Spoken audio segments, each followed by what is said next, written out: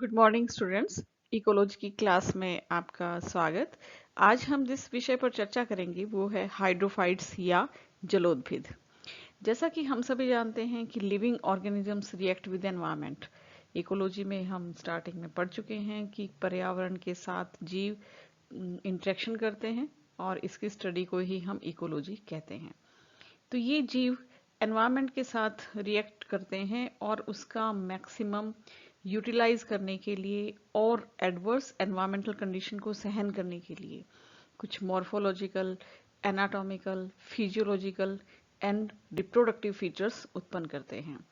तो ऐसा कोई भी फीचर या लक्षण जो किसी जीव को एग्जिस्टिंग एनवायरमेंटल कंडीशन को फेस करने की क्षमता प्रदान करता है, अनुकूलन कहलाता है। तो ऐसा कोई भी फीचर ये डेवलप कर लेते हैं जिससे उस एनवायरनमेंट में ये एडजस्ट कर सकें। तो हम देखते हैं कि पृथ्वी के विभिन्न भागों में भिन्न भिन्न प्रकार की वेजिटेशन पाई जाती है, भिन्न भिन्न प्रकार के प्लांट्स पाए जाते हैं। अतः किसी भी क्षेत्र विशेष में जो वनस्पति पाई जाती है वो वहां के पर्यावरण के अनुकूल अपने आप को अडेप्ट करने का प्रयास करती है, जिसके परिणाम स्वरूप इनमें कुछ फीचर्स उत्पन्न हो जाते हैं। तो इन्हीं फीचर्स को हम अडेप्टेशन कहते हैं। तो प्रत्येक जीव इस प्रकार के अनुकूलन डेवलप करता है। तो वार्विंग ने सबसे पहले इकोलॉजी में वेजिटेशन पर लिमिटिंग फैक्टर्स के इफेक्ट को बताया था। उन्होंने प्लांट्स को उनकी water requirement and nature of substratum on which they grow यानी कि सोइल के आधार पर कई इकोलॉजिकल ग्रुप्स में बांटा था। तो वाटर रिक्वायरमेंट्स के आधार पर प्लांट्स को जनरली 3 ग्रुप्स में बांटा जा सकता है, हाइड्रोफाइट्स, मीजोफाइट्स एंड जीरोफाइट्स। तो उन्हीं ग्रुप्स में हाइड्रोफाइट्स पर आज हम डिस्कस करेंगे। तो आइए स्टार्ट करते हैं। तो सबसे पहले है अडेप्टेशन। अडेप्टेशन या अनुकूलन। तो any feature of the organism which allowing it to face the existing environmental condition is known as adaptation। तो अनुकूलन क्या है? ये एक विशेष प्रकार का लक्षण है किसी जीव का जो इसको अनुमति देता है किसको फेस करने के लिए, किसका सामना करने के लिए, उस समय जो मौजूद है एनवायरमेंटल कंडीशंस उनका सामना करने के लिए।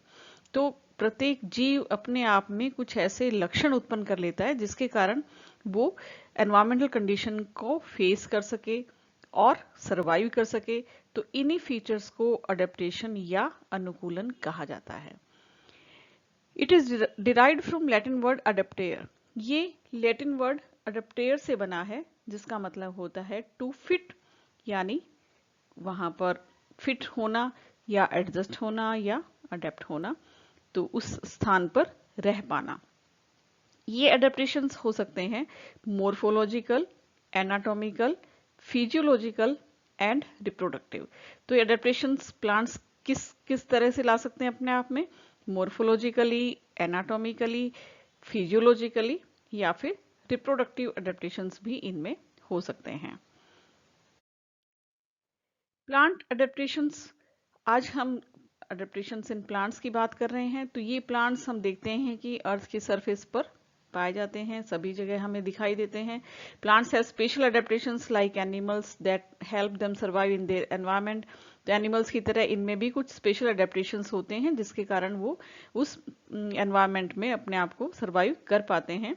Most of the plants live on land. अधिकतर टेरेस्ट्रियल प्लांट्स होते हैं, लेकिन कुछ प्लांट्स ऐसे भी हैं जिनमें स्पेशल एडेप्टेशंस पाई जाती हैं जो उन्हें वाटर के अंदर जीवित रखने में मदद करती हैं।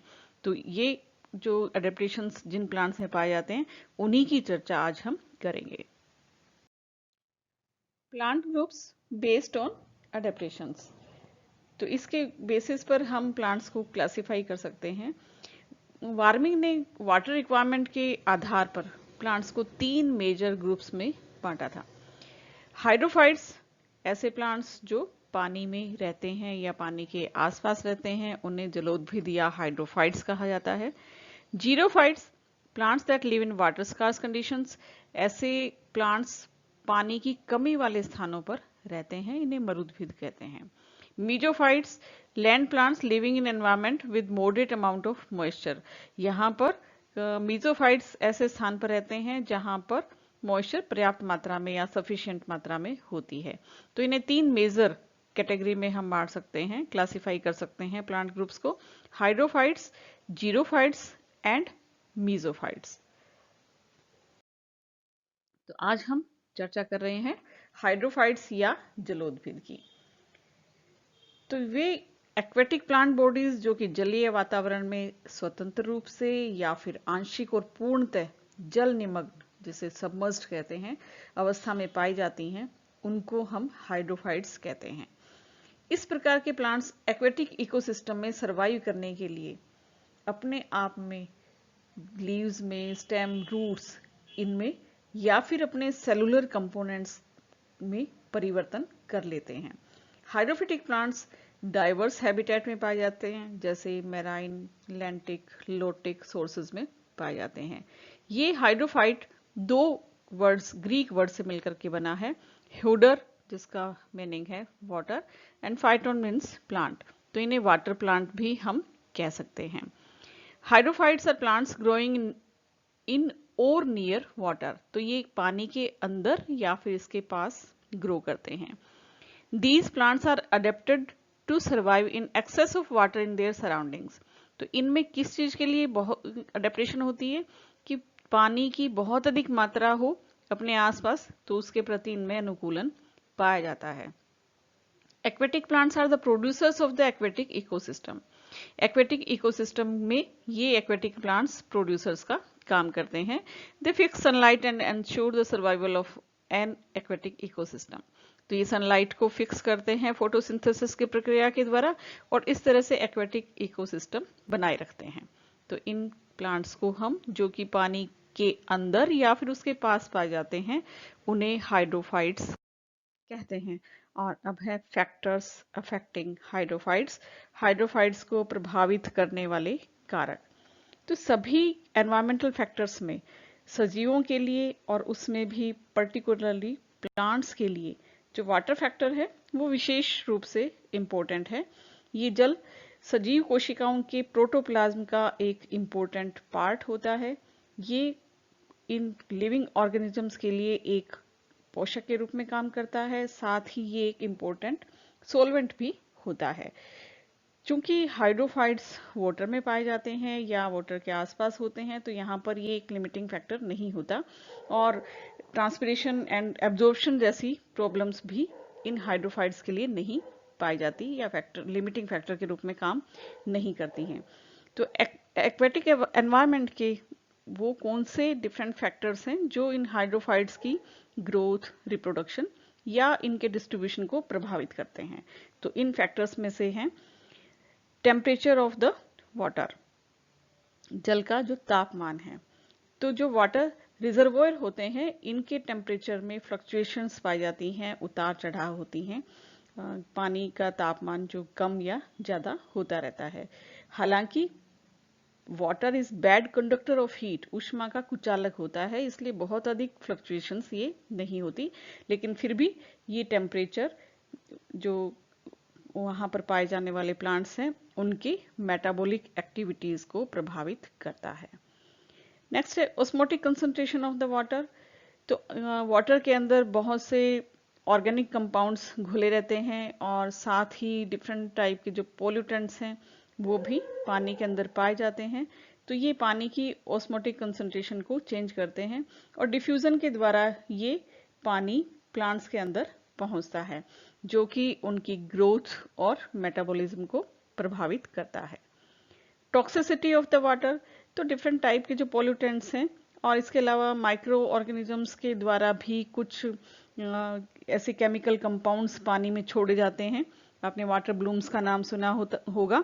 तो ये सब पानी की टॉक्सिसिटी को बढ़ाते हैं और कई बार तो ये इतनी बढ़ जाती है कि वहां पे रहने वाले लिविंग ऑर्गेनिजम्स, जिनमें प्लांट्स और एनिमल्स शामिल है, इनकी डेथ भी हो जाती है। तो टॉक्सिसिटी भी पानी की प्रभावित करती है हाइड्रोफाइट्स को। Dissolved oxygen in the water, पानी के अंदर ऑक्सीजन एटमॉस्फेयर की तुलना में कंसंट्रेशन ऑक्सीजन की पानी में कम होती है, लेकिन ये डिसॉल्व्ड O2 ये भी एक्वेटिक इकोसिस्टम में मेटाबॉलिज्म पर इफेक्ट डालती है। न्यूट्रिएंट्स इन द वाटर, तो वही है कि कई तरह के जो ऑर्गेनिक कंपाउंड्स हैं ये पानी में घुले रहते हैं, तो ये कंसंट्रेशन को चेंज करते हैं, पानी की ऑस्मोटिक कंसंट्रेशन को बदल देते हैं। सैलिनिटी, विभिन्न प्रकार के लवण घुले रहते हैं, ये भी प्रभावित करता है हाइड्रोफाइट्स को। एंड लाइट इंटेंसिटी, तो ये लाइट डेप्थ के साथ जो लाइट इंटेंसिटी है वो डिक्रीज होती चली जाती है। इसके अलावा इसमें विभिन्न प्रकार के जो पोल्यूटेंट्स घुले रहते हैं ये भी इसकी टर्बिडिटी को प्रभावित करते हैं, और साथ ही फाइटोप्लैंक्टन्स हैं ये भी लाइट इंटेंसिटी को पर अपना इफेक्ट डालते हैं। तो ये कुछ फैक्टर्स हैं जो हाइड्रोफाइट्स को प्रभावित करने का काम करते हैं। अब है हाइड्रोफाइट्स कौन कौन सी तरह के हो सकते हैं। तो टाइप्स ऑफ हाइड्रोफाइट्स, इन्हें हम 3 कैटेगरी में, मेजर कैटेगरी में बांट सकते हैं। फ्लोटिंग हाइड्रोफाइट्स, तैरने वाले हाइड्रोफाइट्स, सबमर्ज्ड हाइड्रोफाइट्स, जल निमग्न हाइड्रोफाइट्स, एंड एम्फीबियस हाइड्रोफाइट्स जो कि उभयचरी कहलाते हैं। तो 3 मेजर टाइप में हम बांटते हैं। फर्स्ट है फ्लोटिंग हाइड्रोफाइट्स, ये फ्लोट करते हैं, तो जल की सरफेस पर तैरते रहते हैं। इन्हें भी आगे फिर 2 टाइप्स में बांटा जा सकता है, free floating and floating but rooted hydrophytes. तो 2 तरह के ये हो सकते हैं, एक तो फ्री फ्लोटिंग, जल की सतह पर मुक्त रूप से तैरने वाले, और दूसरे ऐसे जिनकी पत्तियां तैरती रहती हैं लेकिन उनकी जड़ें हैं वो कीचड़ में धंसी रहती हैं, फिक्स रहती हैं। तो फ्लोटिंग हाइड्रोफाइट्स को हम free floating and rooted but floating hydrophytes में बांट सकते हैं। सेकंड कहलाता है सबमर्ज्ड हाइड्रोफाइट्स या जल निमग्न hydrophytes. These plants occur below the water surface but they do not attach themselves to the bottom. ये जल में डूबे हुए रहते हैं, पानी की सरफेस पर तैरते नहीं हैं, जल के अंदर डूबे हुए पाए जाते हैं। इन्हें भी 2 टाइप में बांटा जा सकता है, submerged floating and rooted submerged hydrophytes. एक तो जो जल में डूबे हुए तैरते रहते हैं, और दूसरा जो जिनकी जड़ें हैं वो उसमें कीचड़ में फिक्स हो जाती हैं। तीसरी तरह की कैटेगरी कहलाती है amphibious hydrophytes. These plants grow in water logged soil, ये दलदली या मार्शी हैबिटेट में पाए जाने वाले हाइड्रोफाइट्स हैं, जिनमें इन प्लांट्स का कुछ भाग पानी में डूबा रहता है तो कुछ बाहर निकला रहता है। तो इस तरह से हम हाइड्रोफाइट्स को 3 मेजर कैटेगरी में बांट सकते हैं, जो वाटर की सरफेस पे फ्लोट करते हैं, या वो जल में डूबे हुए पाए जाते हैं, या फिर वो उभयचरी हैं, कुछ भाग उनका बाहर निकला रहता है, कुछ पानी के अंदर पाया जाता है, यानी मार्शी हैबिटेट में ये पाए जाते हैं। तो इन हाइड्रोफाइट्स को हम 3 कैटेगरी को आगे फिर थोड़ा विस्तृत कर लेते हैं, तो अब इन्हें हम 5 कैटेगरी में बांट सकते हैं। पहला free floating hydrophytes, floating but rooted hydrophytes, या हम इन्हें यूं भी कह देते हैं कि rooted hydrophytes with floating leaves. Submerged floating hydrophytes, rooted submerged hydrophytes and amphibious hydrophytes. तो 5 कैटेगरी में हमने उन्हीं 3 कैटेगरी को आगे विस्तृत करके 5 कैटेगरीज बना ली हैं। फ्री फ्लोटिंग, जल की सतह पर पूर्ण रूप से मुक्त रूप से तैरते हैं। फ्लोटिंग बट रूटेड, जिनमें जो तैरते हैं लेकिन उनकी रूट्स धंसी रहती हैं कीचड़ में। सबमर्ज्ड फ्लोटिंग, जो जल की सतह के नीचे यानी सरफेस पे नहीं तैरते बल्कि जल के अंदर ही वो तैरते रहते हैं, पूर्ण रूप से ये भी मुक्त रूप से तैरते हैं। और रूटेड सबमर्ज्ड हाइड्रोफाइट, ये जल में डूबे हुए हैं लेकिन इनकी रूट्स कीचड़ में फिक्स होती हैं। एंड एम्फीबियस हाइड्रोफाइट्स, जिन्हें रूटेड एमर्जेंट हाइड्रोफाइट्स भी कहा जाता है। पहली कैटेगरी है फ्री फ्लोटिंग हाइड्रोफाइट्स। तो जैसा नाम से स्पष्ट है कि ये फ्री, मुक्त रूप से फ्लोट तैरते हैं, तो जो पानी की सरफेस पर मुक्त रूप से तैरते हैं उन्हें हम फ्री फ्लोटिंग हाइड्रोफाइट्स कहते हैं। They float freely on the surface of water, leaves in some very minute while in others quite large. तो ये जो मुक्त रूप से तैरते हैं, इनमें कुछ की तो पत्तियां बहुत ही छोटी होती हैं, लेकिन कुछ में ये बड़ी बड़ी साइज की पत्तियां पाई जाती हैं। For example Wolffia, Lemna, Eichhornia, pistia, Salvinia. तो लेमना, ये आपको दिखाई दे रहा है चित्र में, बहुत ही सूक्ष्म हाइड्रोफाइट होता है। इकोर्निया, जिसे जलकुंभी भी कहा जाता है, बंगाल का त्रास भी कहा जाता है, तो ये भी फ्रीली फ्लोट करती है वाटर सरफेस पर। पिस्टिया, साल्विनिया जो कि एक टेरिडोफाइट है, ये भी फ्री फ्लोटिंग हाइड्रोफाइट का एग्जाम्पल है। सेकेंड कैटेगरी है फ्लोटिंग बट रूटेड हाइड्रोफाइट्स। तो इसमें फ्लोटिंग तो फ्लोट तो कर रहे हैं, लेकिन उनकी जो हाइड्रोफाइट्स ऐसे हाइड्रोफाइट्स हैं जिनकी रूट्स पानी के कीचड़ के अंदर धंसी रहती हैं। तो the roots are fixed in mud but leaves are floating on the water surface. तो ये फ्लोटिंग किस वे में करते हैं, इनकी जो पत्तियां होती हैं वो पानी की सरफेस पर तैरती हैं। तो निम्फिया, निलंबो, मार्सिलिया, ट्रापा, ये सब एग्जाम्पल बनाते हैं फ्लोटिंग बट रूटेड हाइड्रोफाइट्स की। इनकी पत्तियां जो हैं वो पानी की सरफेस पर तैरती हुई दिखाई देती हैं, लेकिन इनकी जो रूट्स होती हैं वो कीचड़ में धंसी रहती हैं। मार्सिलिया ये भी एक टेरिडोफाइट है, बाकी ये सब एंजियोस्पर्म्स है। ट्रापा, सिंघाड़ा आपने खाए होंगे तो वो उसे ट्रापा कहा जाता है, ट्रापा नेटेंस। तो ये सिंघाड़ा फ्लोटिंग है, लेकिन इनकी जो रूट्स हैं वो कीचड़ में धंसी रहती हैं। तो सेकंड कैटेगरी है floating but rooted hydrophytes. Third category submerged floating hydrophytes. जल में डूबे हुए हैं लेकिन ये तैर रहे हैं। ये फ्रीली तैरते हैं, लेकिन पानी के अंदर डूबे हुए रहकर ही ये तैरते हैं। तो plants which grow below the water surface, तो ये पानी की सरफेस के नीचे पाए जाते हैं, तभी तो सबमर्ज्ड हैं, जल निमग्न हैं। Completely submerged and not rooted in the mud, क्योंकि ये फ्लोटिंग करते हैं, फ्लोट कर रहे हैं, तो इनकी जो जड़ें हैं वो कीचड़ में धंसी हुई नहीं होती और ये पूर्णतः डूबे हुए होते हैं। With long stem and generally small leaves, इनमें जो स्टेम है वो तो काफी लंबे होते हैं, लेकिन पत्तियां हैं वो छोटी छोटी पाई जाती हैं। For example Ceratophyllum, Utricularia, नाजाज।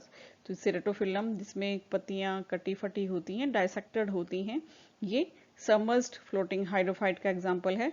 Utricularia आपने पढ़ा होगा, कुछ ऐसे प्लांट्स इंसेक्टिवोरस प्लांट पढ़े हैं, ब्लैडर वर्ड, तो ये यूट्रिकुलेरिया ये सबमर्ज्ड फ्लोटिंग हाइड्रोफाइट का एग्जाम्पल है। और नाजाज। नेक्स्ट कैटेगरी है रूटेड सबमर्ज्ड हाइड्रोफाइट्स। तो अब ऐसे जल निमग्न हाइड्रोफाइट्स हैं जिनमें रूट्स कीचड़ में पाई जाती हैं, मड में धंसी रहती हैं। तो these are completely submerged in water, ये पूर्णतः पानी में डूबे रहते हैं, लेकिन एंड रूटेड इन सोइल, लेकिन इनकी जो रूट्स हैं वो सोइल के अंदर या कीचड़ में पाई जाती हैं। फॉर एग्जाम्पल हाइड्रिला, पोटेमोजिटोन, कारा, वेलिस्नेरिया। तो ये हाइड्रिला, पोटेमोजिटोन, कारा, ये फर्स्ट ईयर में आपने एल्गी में पढ़ा होगा, ये ऐसी एल्गी जिसे हम नेक्ड आई से देख सकते हैं। ग्लोब्यूल एंड न्यूकूल इसमें पाए जाते हैं, तो ये रूटेड सबमर्ज्ड हाइड्रोफाइट का एग्जाम्पल बनाता है। और ये है वेलिस्नेरिया। तो ये सब रूटेड सबमर्ज्ड हाइड्रोफाइट्स। अब इसमें है एम्फीबियस हाइड्रोफाइट्स, या इन्हें हम रूटेड एमर्जेंट हाइड्रोफाइट्स भी कहते हैं।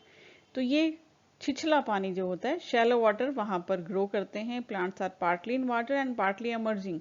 कुछ भाग तो इन प्लांट्स का पानी के अंदर डूबा रहता है, कुछ भाग बाहर निकला हुआ पाया जाता है, एक्सपोज टू एयर। तो रूटेड एमर्जेंट हाइड्रोफाइट्स, इसके एग्जाम्पल हैं सेजिटेरिया, रेननकुलस, टाइफा।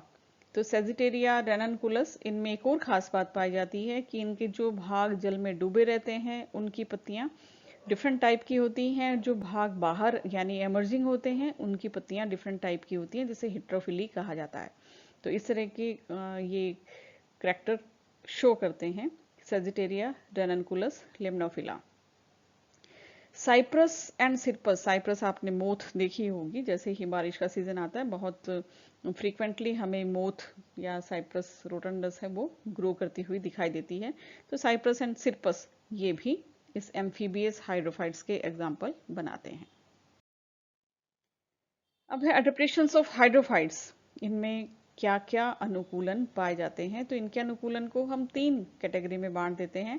मोर्फोलॉजिकल अडेप्टेशंस, यानी कि एक्सटर्नल, जो हमें बाहर मोर्फोलॉजी में आकारिकी रूप से हमें दिखाई दे रहे हैं, वो मोर्फोलॉजिकल अडेप्टेशंस कहलाते हैं। एनाटॉमिकल अडेप्टेशंस, यानी उनके इंटरनल टिश्यूज में वो किस तरह के परिवर्तन लाते हैं जिससे वो एक्सेस जो वाटर है वहां पर वो सर्वाइव कर पाते हैं।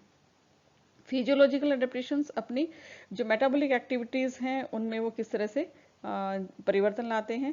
तो ये सब morphological, anatomical and physiological adaptations, ये अडेप्टेशंस हाइड्रोफाइट्स में पाए जाते हैं, जिसके कारण वो जल में जीवित रह पाते हैं। तो अब हम इसमें से चर्चा करेंगे मॉर्फोलॉजिकल अडेप्टेशंस की या आकारिकीय अनुकूलन की। तो हाइड्रोफाइट्स में कौन कौन से आकारिकीय अनुकूलन पाए जाते हैं, यानी ऐसे अडेप्टेशंस जिन्हें हम बाहर से भी देख करके पहचान सकते हैं।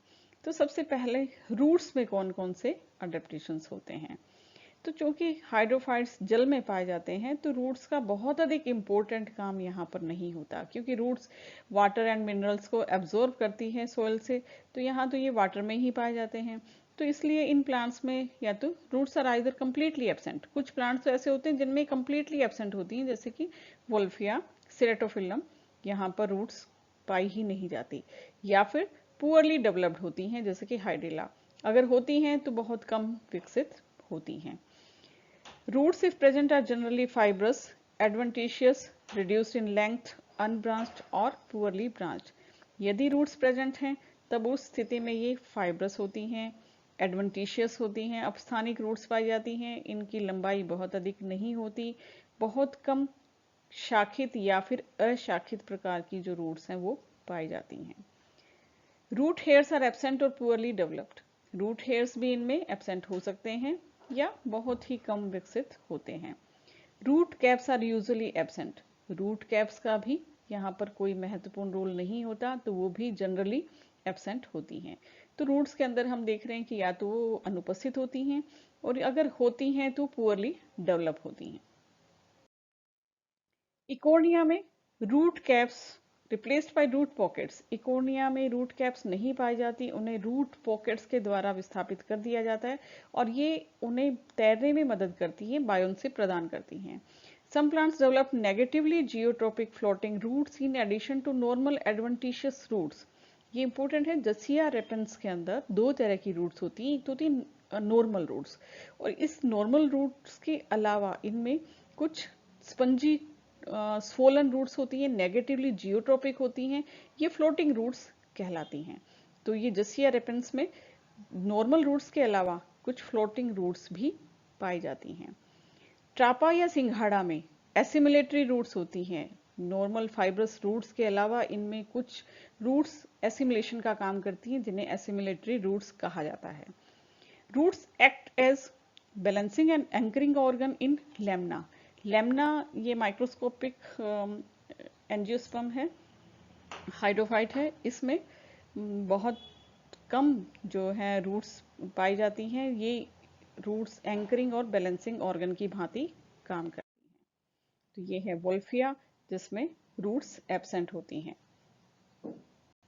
इस पिक्चर में आप देख रहे हो लेमना, कि लेमना के अंदर सिर्फ सिंगल रूट, जनरली इसमें सिंगल रूट ही पाई जाती है और ये बैलेंसिंग रूट्स का काम करती हैं। ये है जसिया रेपेंस, और इस जसिया रेपेंस में आप दो तरह की रूट्स देख रहे हैं, एक ये तो है फाइब्रस रूट्स या नॉर्मल रूट्स, और ये जो व्हाइट कलर की स्वोलन स्पंजी रूट्स दिखाई दे रही हैं ये फ्लोटिंग रूट्स कहलाती हैं। तो दो तरह की रूट्स हैं जसिया के अंदर, एक तो होती हैं नॉर्मल रूट्स और दूसरी हैं फ्लोटिंग रूट्स, जो इसको तैरने में मदद करती हैं, नेगेटिवली जियोट्रोपिक हैं, स्पंजी होती हैं, इसको फ्लोटिंग में हेल्प करती हैं। तो जसिया रेपेंस जिसमें फ्लोटिंग एरियल रूट्स पाई जाती हैं, ये यहाँ पर व्हाइट कलर की जो रूट्स आपको दिखाई दे रही हैं ये फ्लोटिंग रूट्स कहलाती हैं। ट्रापा या सिंघाड़ा जिसमें एसिमिलेटरी रूट्स पाई जाती हैं, तो ये ट्रापा का प्लांट है, ये फाइब्रस रूट्स हैं जो नॉर्मल रूट्स हैं, नॉर्मल रूट की तरह बिहेवियर करती हैं। इनके अलावा इसमें कुछ फोटोसिंथेटिक रूट्स भी पाई जाती हैं। तो ट्रापा या सिंघाड़ा के प्लांट के अंदर इन फाइब्रस रूट्स के अलावा यहाँ पर इससे कुछ फोटोसिंथेटिक रूट्स भी निकलती हैं, जिन्हें एसिमिलेटरी रूट्स भी कहा जाता है। तो रूट्स के यहाँ पे हम देख रहे हैं डिफरेंट कार्य हैं। यहाँ एब्जॉर्प्शन इतना महत्वपूर्ण नहीं है, इसकी बजाय ये बायोन्सी प्रदान करना या फोटोसिंथेसिस करना ये इम्पोर्टेंट कार्य हैं। तो ये है इकोर्निया जिसे हम जलकुंभी कहते हैं। तो इस इकोर्निया में रूट कैप नहीं पाई जाती, उनके स्थान पर रूट्स के अंतिम सिरों पर रूट पॉकेट्स होती हैं। ये जो दिखाई दे रही है टिप, यहाँ पर ये रूट पॉकेट्स कहलाती हैं। तो इस इकोर्निया में रूट कैप के स्थान पर रूट पॉकेट्स पाई जाती हैं, जो इन्हें तैरने में मदद करती हैं, उत्प्लावकता या बायंसी में सहायता करती हैं। नेक्स्ट है मॉर्फोलॉजिकल एडेप्टेशंस इन स्टेम। तने में कौन कौन से ऐसे एडेप्टेशंस होते हैं? तो अधिकतर हाइड्रोफाइट्स के जो तने हैं वो दुर्बल होते हैं, पतले, दुर्बल, पीले रंग के। तो long, slender and thin type के स्टेम यहाँ पर पाए जाते हैं। अधिकतर ये ग्रीन या येलो कलर के होते हैं। तो जब ये ग्रीन होते हैं तो ये फोटोसिंथेसिस या प्रकाश संश्लेषण का कार्य करते हैं। कुछ फ्लोटिंग फॉर्म्स में ये स्पंजी हो जाते हैं, जैसे कि इकोर्निया में। तो ये तैरने में मदद करते हैं। जो स्टेम है, स्पंजी स्टेम इनमें पाए जाते हैं। कुछ प्लांट्स के अंदर या हाइड्रोफाइट्स में ये राइजोम के रूप में मॉडिफाइड हो जाते हैं, जैसे कि निम्फिया निलंबो। तो निम्फिया निलंबो में ये स्टेम राइजोम के रूप में पाए जाते हैं। अधिकतर जो स्टेम हैं वो वेजिटेटिव रिप्रोडक्शन में मदद करते हैं। ये runners, stolons, root tubers, stem tubers, dormant apices या ऑफसेट्स के रूप में पाए जाते हैं। तो तना यहाँ पर जनरली लंबा, पतला, दुर्बल होता है और कई बार ये ग्रीन होकर फोटोसिंथेसिस का काम करता है, तो कुछ में स्पंजी होकर के तैरने में मदद करता है और कुछ प्लांट्स के अंदर ये मॉडिफाइड होकर के वेजिटेटिव रिप्रोडक्शन में भाग लेता है। ये है निम्फिया का राइजोम। ये निम्फिया का राइजोम दिखाई दे रहा है, ये इस तरह से। तो यहाँ पर तना राइजोम में मॉडिफाइड हो जाता है। ये पिस्टिया इकोर्निया। तो इकोर्निया में ये जो तना है, ये तना स्पंजी हो जाता है, तो इसको तैरने में मदद करता है। और इसके अलावा इस तने से ऑफसेट्स निकलते हैं, ये वेजिटेटिव रिप्रोडक्शन में सहायता करते हैं। ये पिस्टिया का ऑफसेट है, ये यहाँ पर इकोर्निया का ऑफसेट है। तो ये वेजिटेटिव रिप्रोडक्शन में मदद करते हैं, यहाँ पिस्टिया और ये इसका ऑफसेट। तो इस तरह से स्टेम मॉडिफाइड हो जाता है राइजोम में, रनर में, स्टोलन में, ऑफसेट्स में। तो ये पिस्टिया का ऑफसेट इस पिक्चर में दिखाई दे रहा है। नेक्स्ट है मॉर्फोलॉजिकल अडेप्टेशंस इन लीव्स। अब पत्तियों में किस प्रकार के अडेप्टेशंस होते हैं मॉर्फोलॉजिकली, बाहरी आकारिकीय दृष्टि से? तो जो सबमर्ज्ड फॉर्म्स होती हैं, यानी जो जल निमग्न हैं, जल में डूबे हुए रहते हैं हाइड्रोफाइट्स, उनमें पत्तियां कैसी होती हैं? तो ये अधिकतर thin, long and ribbon shaped, पतली, लंबी होती हैं, रिबन की तरह पाई जाती हैं, जैसे कि वेलेस्नेरिया में। या ये लॉन्ग एंड लीनियर होती हैं, लंबी और रैखिक होती हैं, जैसे कि पोटेमोजिटोन में। या फिर डाइसेक्टेड, कटी फटी हो सकती हैं, जैसे कि सिरेटोफिलम में। तो जो जल निमग्न है उनमें पत्तियां या तो लंबी पतली होंगी या फिर वो कटी फटी हो सकती हैं। तो लंबी, पतली, कटी फटी, रिबन शेप्ड, ये तो हैं जल निमग्न पादपों में। अब जो सबमर्ज्ड फॉर्म है, यहाँ पे ये ट्रांसल्यूसेंट भी होती हैं। जो फ्लोटिंग लीव्स हैं, जो फ्लोट कर रहे हैं, वहाँ पर पत्तियाँ बड़ी होती हैं, चपटी होती हैं और उनकी जो अपर सरफेस है वो वैक्स के द्वारा कोटेड होती है। उन पर वैक्स की परत होती है, क्योंकि पानी में पाए जाते हैं तो उसको पत्तियों को गलने से बचाती हैं। तो वैक्स की कोटिंग इन पर पाई जाती हैं। तो large, flat, entire, coated with wax, ऐसी पत्तियां फ्लोटिंग लीव्स में पाई जाती हैं, जैसे कि निम्फिया निलंबो की पत्तियां आप देख सकते हो। जो एमर्जेंट फॉर्म्स हैं, रेननकुलस, सेजिटेरिया, लिम्नोफिला, ये हिट्रोफिली शो करते हैं with submerged floating and aerial leaves, यानी इनकी जो पानी में डूबी हुई पत्तियां हैं या जो तैर रही हैं, एरियल हैं, उनके अंदर डिफरेंस पाया जाता है। तो एमर्जेंट फॉर्म्स कौन सी हैं, पहले तो हमें ये पता होना चाहिए। तो एम्फीबियस हाइड्रोफाइट्स इन्हें कह सकते हैं। इनके कुछ प्लांट्स का कुछ पार्ट पानी के अंदर पाया जाता है, तो कुछ बाहर एमर्जिंग फॉर्म में होता है।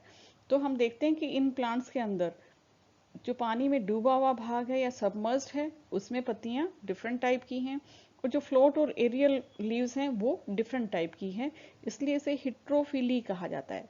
यानी जो पत्तियां हैं उनमें विषमता है, दो तरह की पत्तियां देखने को मिलती हैं। तो रेननकुलस एंड सेजिटेरिया, लिम्नोफिला, ये इस तरह के एग्जाम्पल बनाते हैं जिनमें हिट्रोफिली पाई जाती है। जल में डूबे हुए भाग की पत्तियां होती हैं वो कटी फटी हो सकती हैं, लीनियर हो सकती हैं, पतली हो सकती हैं, लेकिन जो बाहर एमर्जिंग होती हैं वे पत्तियां एंटायर होती हैं, डिफरेंट टाइप की शो होती हैं। तो ये तो हैं लीव्स इन सबमर्ज्ड फॉर्म्स। तो वेलिस्नेरिया जिसमें लॉन्ग लीनियर थिन ये लीव्स पाई जा रही हैं, ऐसे ही पोटामोजिटोन में हमें दिखाई दे रही हैं।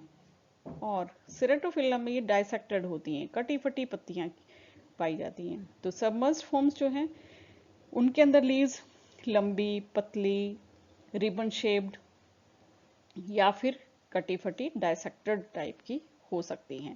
तो वेलिस्नेरिया, पोटामोजिटोन, सिरेटोफिल्लम, इनमें लीव्स लंबी या कटी फटी हो सकती हैं।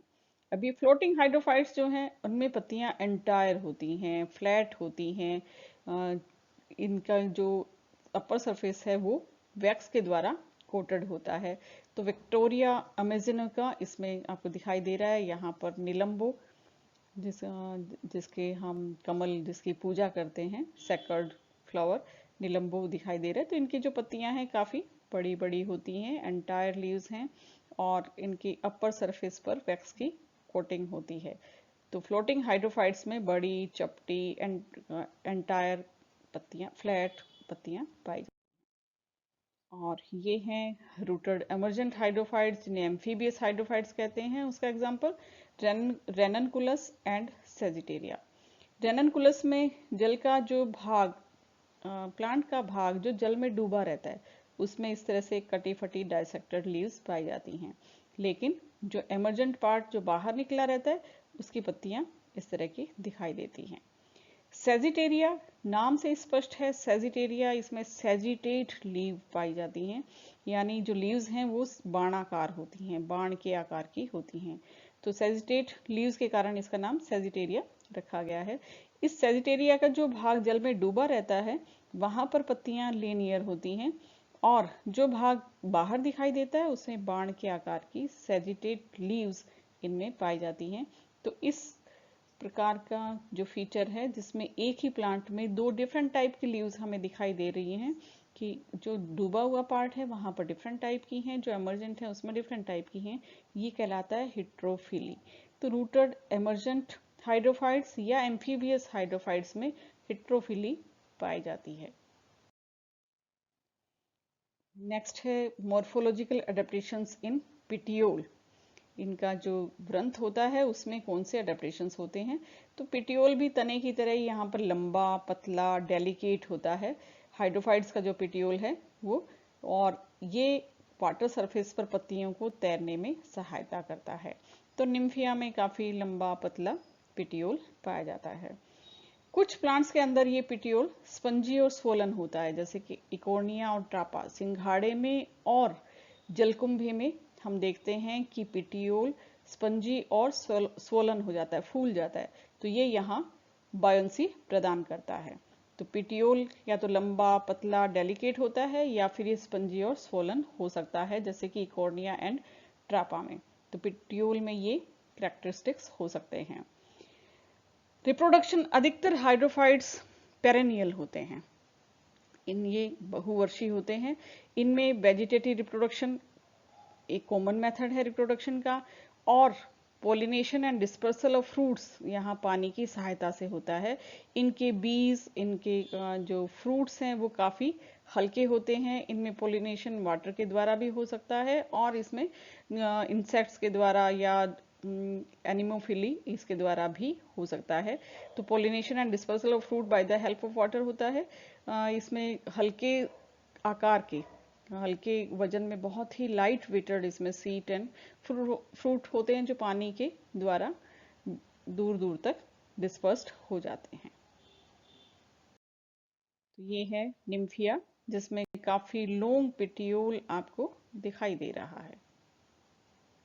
तो पेटियोल या तो लॉन्ग, स्लेंडर, डेलिकेट होता है जैसे कि निम्फिया में दिखाई दे रहा है, या फिर ये स्वोलन एंड स्पंजी हो सकता है। तो ये सिंघाड़ा है। ट्रापा में ये लीफ है, ये इसका पिटियोल, तो ये यहाँ पर फूला हुआ दिखाई दे रहा है। और ये है इकोर्निया या जलकुंभी, तो ये इसकी लीफ है और ये इसका पिटियोल, ये जो फूला हुआ भाग है ये पिटियोल कहलाता है। इस पिक्चर में देख सकते हैं ये सिंघाड़ा है, और इसके माध्यम से आप याद रख सकते हो कि सिंघाड़े में सोलन पिटियोल होता है, पत्ती का जो व्रंत है वो फूला हुआ होता है। और ये इकोर्निया है, इस इकोर्निया या जलकुंभी में ये जो व्रंत दिखाई दे रहा है यहाँ ये भी फूला हुआ है। तो ये थे मोर्फोलॉजिकल अडेप्टेशंस। तो 3 तरह के अडेप्टेशंस हम देख सकते हैं हाइड्रोफाइट्स में। मोर्फोलॉजिकल जो कि आकारिकी के बेस पे होते हैं, एनाटॉमिकल जो इंटरनल इसमें अडेप्टेशंस पाए जाते हैं, और या फिजियोलॉजिकल। तो आज हमने इस लेक्चर में मोर्फोलॉजिकल अडेप्टेशंस के बारे में पढ़ा। तो हाइड्रोफाइट्स जिन्हें हम मोटे तौर पर 3 कैटेगरीज में बांट सकते हैं। ये हाइड्रोफाइट्स फ्लोटिंग हो सकते हैं, सबमर्ज्ड हो सकते हैं, या फिर एमर्जेंट या एम्फीबियस हो सकते हैं। इनको आगे फिर हम जनरली 5 कैटेगरी में भी कैटेगराइज्ड कर सकते हैं कि जो फ्लोटिंग हैं वो फ्री फ्लोटिंग हैं, या फिर वो रूटेड हैं। सबमर्ज्ड हैं तो वो फ्रीली फ्लोट कर रहे हैं, या फिर वो रूटेड हैं। और 5वीं कैटेगरी इसके अंदर एमर्जेंट हाइड्रोफाइट्स की होती है। फिर इनमें अडेप्टेशंस को हम फिर 3 टाइप में बांट सकते हैं। ये मॉर्फोलॉजिकल हो सकते हैं, एनाटॉमिकल हो सकते हैं, और फिजियोलॉजिकल हो सकते हैं। तो आज हमने मॉर्फोलॉजिकल अडेप्टेशंस में देखा कि किस प्रकार हाइड्रोफाइट्स में रूट, स्टेम, लीव्स, पिट्यूल आदि में डिफरेंट टाइप के अडेप्टेशंस होते हैं, जिसके कारण ये पानी के अंदर ये हाइड्रोफाइट्स सर्वाइव कर पाते हैं। That's all. Thank you.